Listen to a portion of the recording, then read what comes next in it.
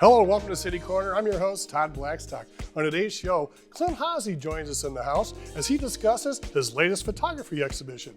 And Carlos Bedoya will join us to tell us about the 2026 WSIE Music Series. So stay with us for this and much more coming up on STL TV.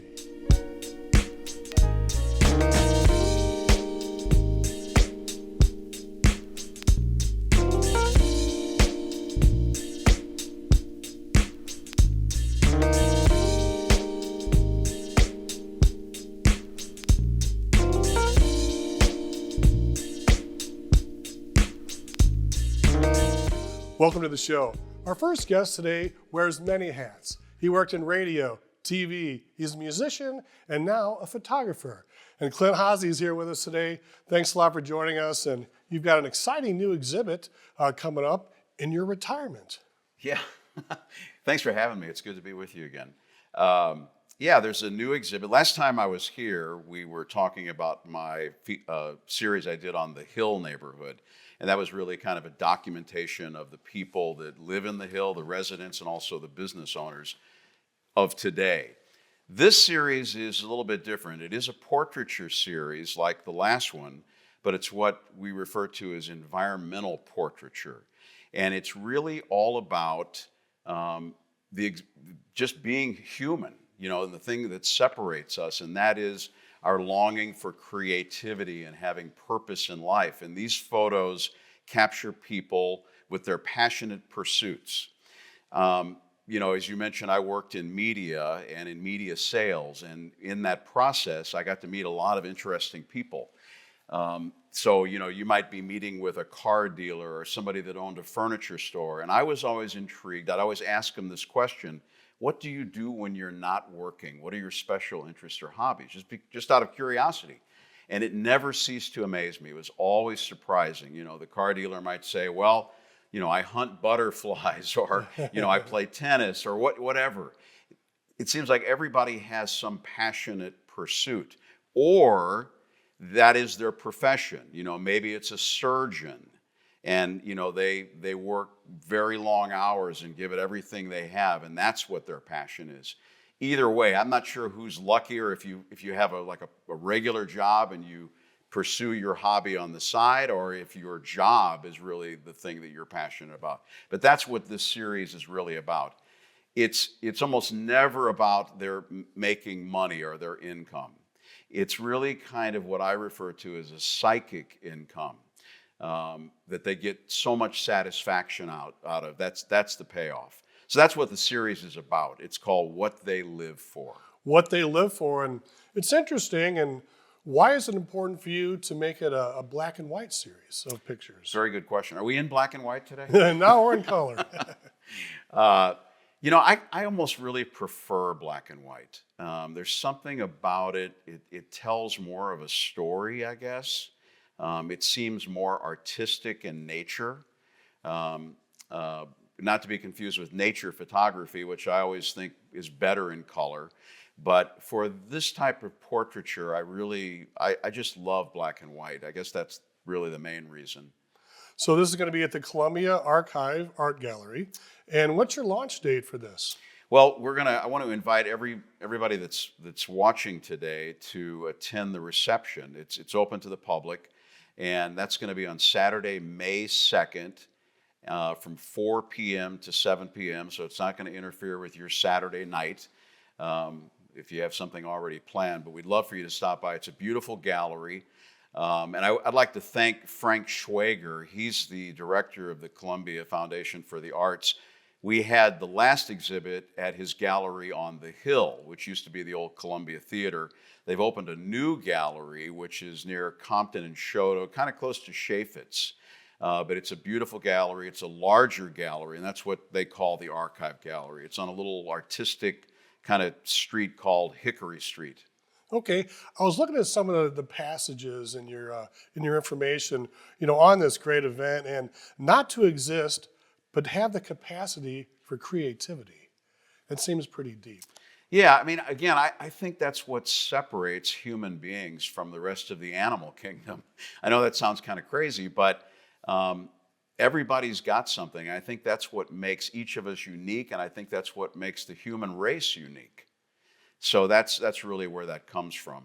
You were talking about not making a lot of money on this project. A lot of artists, photographers don't always make a lot of money on their projects and things, but passion versus money.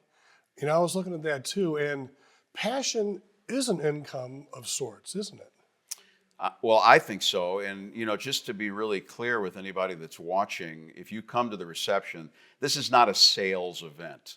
I'm not selling my work. All of this is done strictly for art's sake. So to me, that sort of psychic income again is really what the payoff that I get. And the people that posed for these pictures, I mean, it's such a privilege to not only have them agree to be photographed, but to go inside their private domain. I mean, that's something really special, that you don't always get invited into those kind of places. So that's a big payoff for me. So I want to thank all of the subjects that have agreed to be a part of this. And really, this is just volume 1. So Todd, if you would like to be in the next series, or anybody that's watching, drop me a note on my website. There's a place to send me a message, and we'll talk, because I'll be doing more of it. You know what? Let's take a peek at some of your some of your pictures here. Yeah.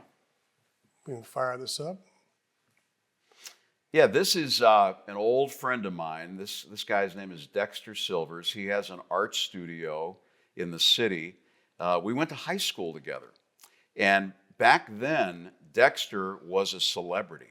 He is such a fine artist. He just finished an exhibit at the Missouri History Museum. He does landscape scenes of landscapes and people. He's an oil painter in St. Louis. I mean, he's phenomenal.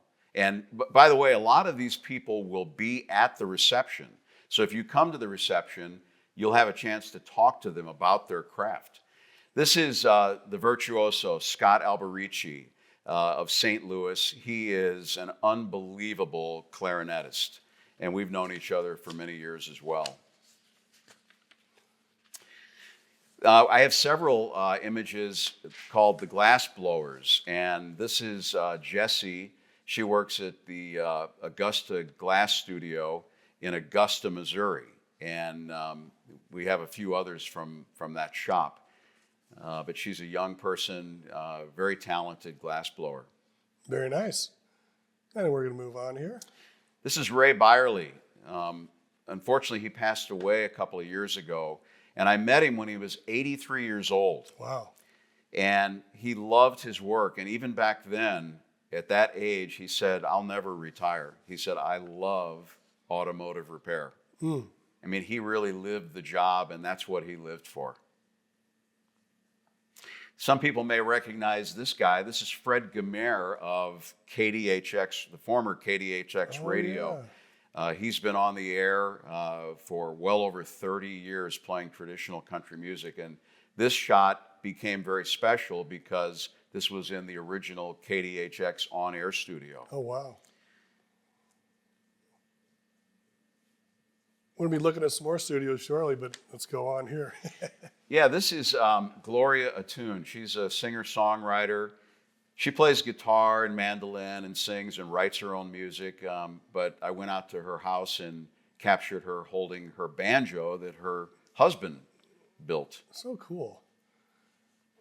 You know, it's like you see the humanity behind it. It's like, I do see how the black and white can really bring out some stoicism. It's almost like, especially if they don't smile.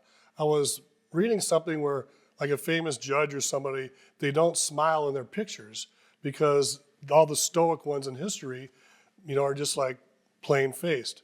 So anyway, let's talk about one more time about the exhibition and the opening and how long it's going to run. Yeah, it's going to be up for at least the month of May. So if you're not available the date of the reception, you can certainly go to the gallery and see it, which I hope you will.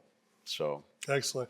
So you and I both share an alma mater, Southeast Missouri State University, and recently we celebrated the 50th anniversary of KRCU Radio. How about that? It was really fun running into you down there, and we've got some fun pictures we're going to show and put up. But it all starts with Herb Taylor. It was his vision, and anybody that went to SEMO knows that Herb Taylor really had a big influence on him. Yeah, I don't know if you ever heard this story, but for many of us, Herb Taylor was a mentor of sorts, and not of sorts, he was. And in the early 50s, Walter Cronkite actually wrote him a letter and invited him to come to CBS in New York and help us, quote, define what television was going to be. And he accepted the job, and he took the train there.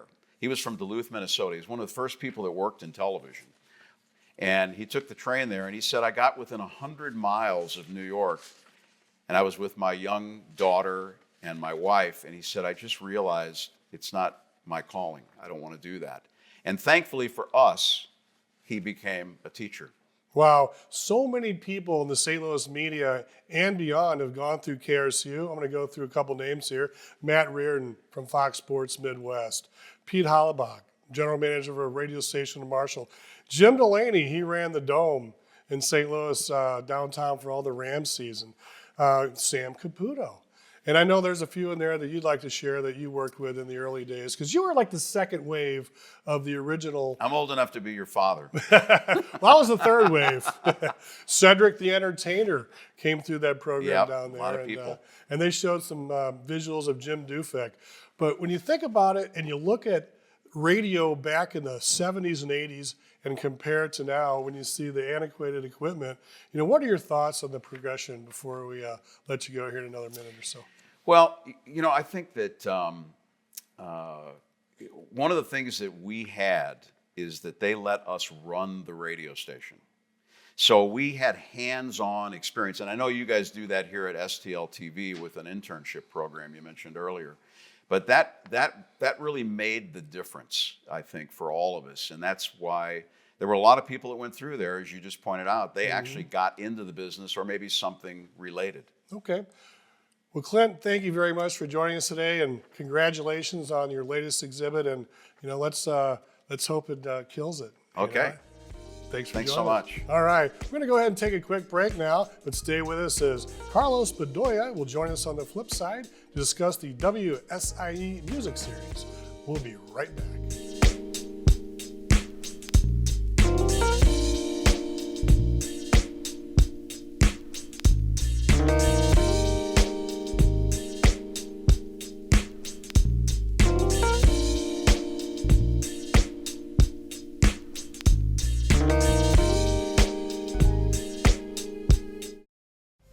Did you know that you can watch STL TV on your smart TV?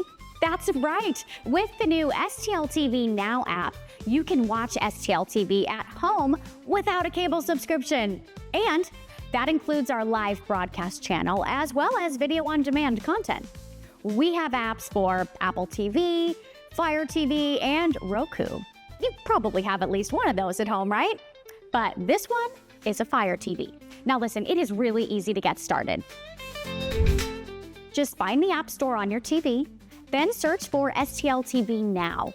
Select it and click to install. And in just a few seconds, you are enjoying STL TV's great programming such as CityCorner, Inside Sports, City Government, and public interest coverage. Or, my personal favorite, In the Kitchen.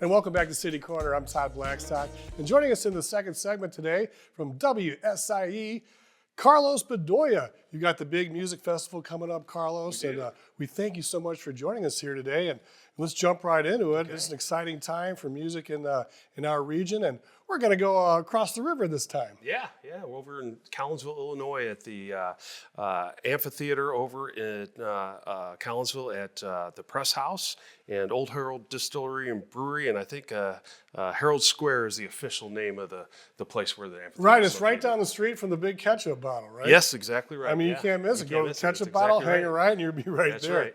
Hey, let's talk about the series, though. It's kicking off soon, and you've got a great lineup on the induction and the inception ceremony, and let's talk about that. Sure, yeah. So we're going to kick it off on April 18th. It's the official kickoff party for the music series. It happens at the Miners Theater, also in Collinsville, Illinois. It's the historic theater. It's a wonderful place. If you haven't been there, you need to check it out. We got two different groups that we got playing. We're going to have Jim Manley, and he's got a brand new project that he's introducing at this. It's called Brass Attitude, and he's going to have a special guest with him, Janet Evra. She is an award-winning jazz singer and bassist, and she will be joining him and doing some songs with him as well.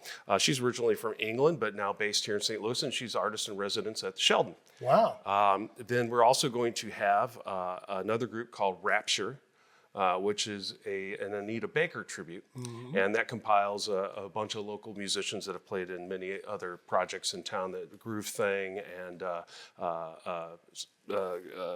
Deacon Dan, a Steely Dan tribute as well. Oh, sweet. Now, Jim Manley is a legendary trumpeter, and what do you think he brings to it? Because he's the guy kicking it off, so it's fun. Fun to get those horns in there sometimes to get people moving. Oh yeah. He's going to get people up and moving and grooving and going. He's been around, since the late '70s and has a large following, including international people. So he's really good at. If you've ever seen him before, he'll get you up in your seats, dancing and moving and grooving, and it's going to be fun. You mentioned Janet Evra, the jazz singer, and I was doing some research, and I understand that she worked with guys like Al Di Meola. Yeah, Marcus Miller. Yeah. As a kid, Al Di Meola, I was like kind of a classic rocker and pop, whatever. Sure. And but I was introduced to Al Di Meola, and that took me in a whole new direction to expand my music horizons. Sure. Yeah, she's amazing. She's done all kinds of different recordings with a bunch of different people. She also sings songs in different languages. I think she speaks like 4 different languages as well. So she's a very entertaining person and a very interesting person to talk to. But she's a wonderful performer. And if you haven't seen her, it's a real treat. Now, Rapture, the Anita Baker tribute, she was quite a performer. I think she may have, did she retire a little early, or did she have health issues? Because I'm not really sure on that, quite honestly. I don't know. I know she came on the scene in the late 80s and early 90s and put a twist on with her music, classic R&B with some a little bit of pop and some jazz kind of tossed in, and it was a different, fresh kind of thing at that time. And I know she's extremely popular, and the band is going to try and capture, her element back. I think Rapture might be one of her songs. Yeah, exactly. That is. That's her probably her most well-known song is Rapture, which is why they. A lot of tribute bands kind of like they find one of the songs and kind of play off that. And you're a pretty accomplished musician in your own right, from what I understand. Well, yeah, I play in a few projects. Probably the biggest one is a band called Grand Illusion, which is a Styx tribute band. I've seen them. And we play around here probably about 4 to 6 times a year. Next show is actually going to be at Defiance Ridge Vineyards on May 29th. So if you're a Styx fan, come out and check that out too. Yeah, I mean, who doesn't love Styx? Now, you do a lot with WSIE. It's an NPR station. Can you give us a little background on WSIE and what you do there? Because you hold a very prominent role. Well, there's not very many of us that work there, so we all wear many, many, many hats. So we all have prominent roles. The station's been around for over 50 years. I went on the air in 1970. Back in the day, it was an NPR news station and ran by mostly students. Had about 40 different people there covering all the different roles. And over time, it morphed into more of a jazz station and more of a music station. And that's really kind of what we are now. So we're more of an NPR music station. We don't do the news like we used to. In the past, it's all music, but it is all an NPR affiliated station. Now, Clint Hasse was talking about KRCU in the first segment. That turned NPR in the late 80s, early 90s, and the students ran the show, and they had music shows, Rock Shop, AM, PM, Jazz. But when it transferred over to NPR, there was no more music, where you guys get to play music. Yeah. What really distinguishes the difference of the ground rules of what you can play and the formatting? Well, I mean, we can pretty much do what we want, but we choose to keep things in the format that we have. It's mainly jazz, smooth jazz, easy R&B, and blues.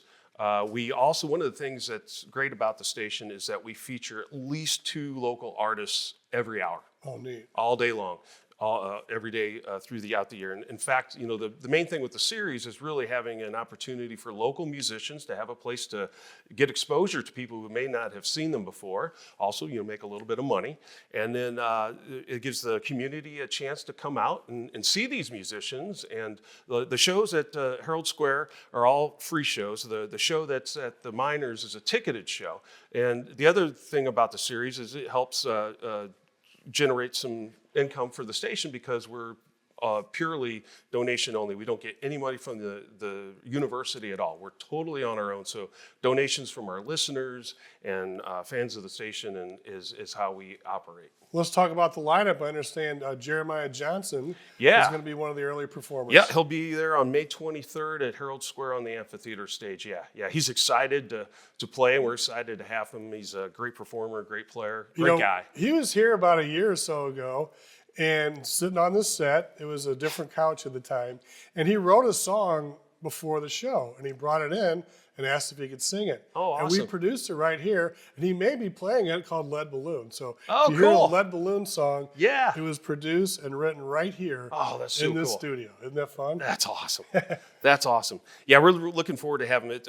Blues Month is May, so we're having Jeremiah there. There's, trying to cover a little bit different genres. So Jazz Month is April. Yeah, April Blues Jazz Month, Appreciation Month. Yeah, Blues Month is May. Yeah. And then moving on from there. Okay, so June we're going to have the Yacht Rockers who are going to bring your yacht rock favorites. So grab your captain's hat and your dancing shoes. So what's a Yacht Rocker song for our viewers? Oh gosh, probably Or a band? Jimmy Buffett? Doobie Brothers, Okay. Christopher Cross, Okay. Steely Dan. Yeah. The easy listening kind of rock from the 70s. Yeah. What I would call my KSLQ days back in the day. KSLQ, oh my God, Young Bobby Day, Jeff Baker, that's great. So yeah, and they're a great group of guys. They do a really good job. They dress up and have fun. And then July we're going to have Hardbot Messengers. They're going to come in and do their Summer of Love show, which is something brand new. They haven't done it before. Jason actually Church, the general manager at WSIE, requested that they put this together. So he actually got to pick the songs that they are going to perform. So come on out. That'll be the first time anybody will hear any of those songs there at that show. And then there's another one. Is there one more? We got 2 more, actually. There'll be another one in August on the 22nd. That's going to be Dawn Weber and friends. Good Company is what it's called. Dawn Weber and Good Company. And she's going to be playing what's called swunk, which is a mixture of swing and funk. And she's a great performer, always lively, gets people moving and up and dancing.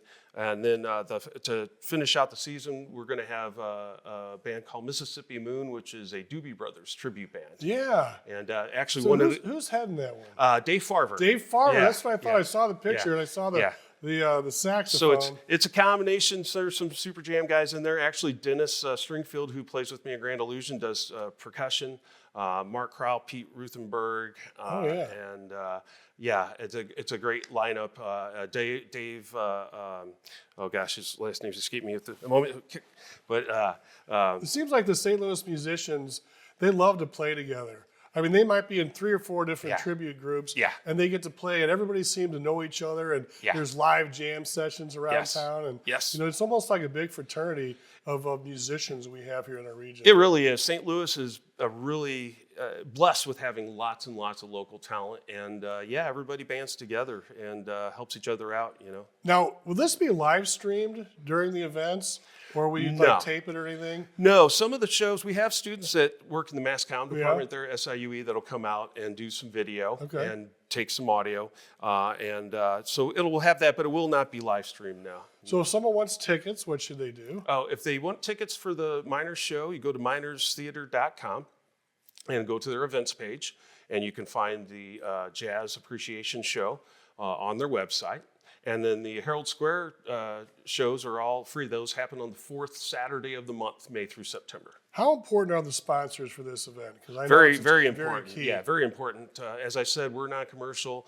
We're totally supported by donations. So the sponsors help us put on this show and present all this for everybody in the community. Before we let you go, I have to ask you, I was reading where you've worked with a lot of, rock legends in your business and helped them out with their equipment and thing. Could you maybe name a couple before we let you go? Oh, wow. I have worked on stuff for Lenny Kravitz. Lenny Kravitz. I have something right now at the house for, his name is escaping me at the moment. Well, Lenny I'm Kravitz sorry. is pretty Lenny big Kravitz right is there. pretty cool. I think if you're in the same conversation with Lenny Kravitz, you're doing all right. Yeah. Steve Perry from Journey. Just Steve Perry from Journey. No big deal. How's he doing right now?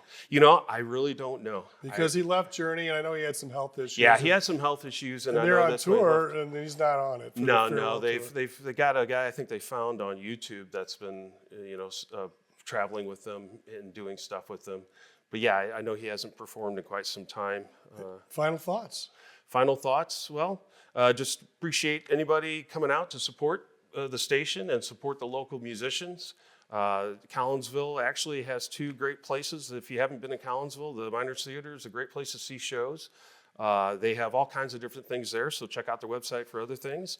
And the amphitheater there in Collinsville at Herald Square is a fantastic place.